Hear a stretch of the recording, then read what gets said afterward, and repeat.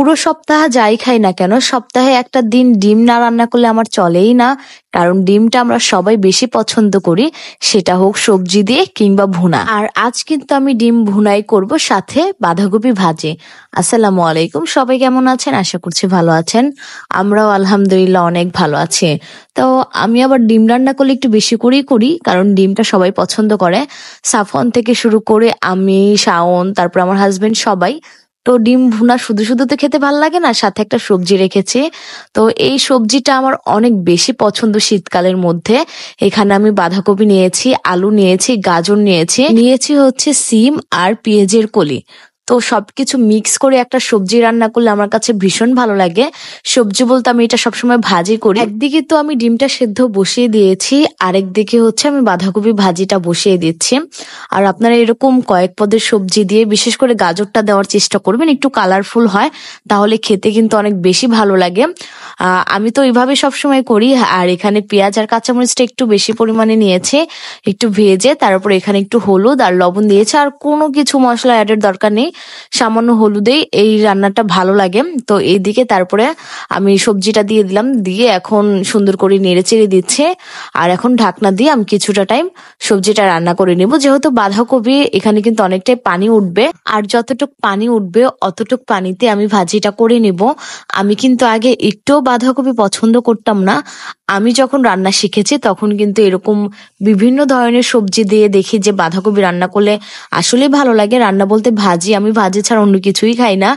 আর আগে দেখা যেত আমি কিন্তু একটু পছন্দ করতাম না, কারণ আমার বাসায় সবসময় বাঁধাকপিটা এমনি এমনি ভাজা হতো।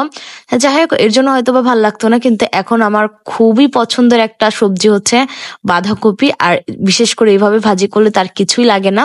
তো অন্যদিকে ভাজিটা নেড়ে দিচ্ছিলাম, অন্যদিকে হচ্ছে ডিম সেদ্ধ হয়ে গেছে, আমি ডিমগুলো ছিলে নিচ্ছিলাম। আর আজকে হচ্ছে 6টা ডিম রান্না করব। আমি তো বরাবরই দুপুর আর রাতের রান্নাটা একসাথে করি। সকালে দেখা যায় বাসি পান্তা যা থাকে সেটাই খেয়ে নিই, বা কখনো রুটি ভাজা হয় বা কখনো পরোটা খাওয়া হয়, কিন্তু দুপুর আর রাতের রান্নাটা একসাথেই করি। আমার কাছে মনে হয় 2 বেলার রান্না একসাথে করলেই ভালো। প্রতিবেলা রান্নাঘরে আসতে একটুও ভালো লাগে না, সারাদিন রান্নাঘরে বসে থাকতেও ভালো লাগে না। এই জন্য 2 বেলার রান্না একেবারে সেরে নিই, 2 পদ করে নিই, বা মাঝে মাঝে 1 পদই বেশি করে করি।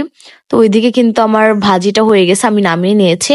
এখন আমি ডিম ভুনাটা করে নিব। এখানে তেলের মধ্যে একটু লবণ আর একটু হলুদ দিয়ে ডিমটা একটু লাল লাল করে ভেজে নেব।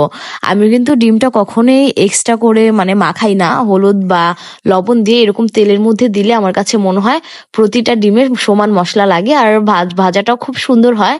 তো এদিকে আরো কিছুটা তেল অ্যাড করে আমি সামান্য জিরা দিচ্ছি, কারণ ভুনা বা ভাজিতে জিরা দিলে খেতে অনেক বেশি ভালো লাগে। তো আমার তো ভাজিতে দিতে অতটা খেয়াল ছিল না, তাই ভুনাতে দিয়ে দিলাম। তো এখানে তারপর একটু বেশি পরিমাণে পেঁয়াজ নিয়েছি, পেঁয়াজটা একটু সুন্দর করে লাল লাল করে ভেজে সামান্য আদা রসুন বাটা দিব। আর এখানে অর্ধেকটা টমেটো ছিল, সেটাই কুচি করে দিয়েছি। এখন তো টমেটোর অনেক দাম, অল্প অল্প করে খাওয়ার চেষ্টা করছি, যখন দাম কমবে তখন দেখা যাবে টমেটো ছাড়া চলবেই না। আর আমার এখানে টমেটো অতটা পাওয়াও যায় না, একদম বাজারে গেলে পাওয়া যায়, শেষ হলেও কোনো উপায় থাকে না, যতটুক থাকে ততটুক দিয়ে রান্না করতে হয়। কবে বাজারে যাব, তারপরে টমেটো আনবো, তারপরে দেখা যায় তরকারিতে খাওয়া, আর না থাকলে তো টমেটো ছাড়াই চলে। যাই হোক, এদিকে আমি সুন্দর করে মশলাটা পানি দিয়ে কষিয়ে নিয়েছিলাম, টমেটোটা অনেকটা গলে গেছে। তার উপর তো এখানে ডিমটা অ্যাড করে আর একটু সুন্দর করে নেড়ে চেড়ে মাখিয়ে নিচ্ছি।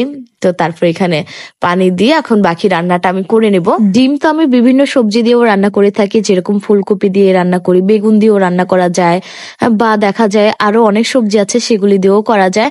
কিন্তু সব থেকে ভালো লাগে হচ্ছে ভুনা। আর ভুনাটা একদম শুকনা শুকনা করে করলে সেটা পোলাও হোক বা ভাত হোক, সবকিছুর সাথে কিন্তু পারফেক্ট লাগে। তো এদিকে ডিম ভুনা হয়ে গেছে, শেষের দিকে আমি ধনিয়া পাতা দিয়ে নামিয়ে নিচ্ছি। আর আমার আজকের ভিডিওটা আমি এখানেই শেষ করব। যারা দেখেছেন অসংখ্য ধন্যবাদ।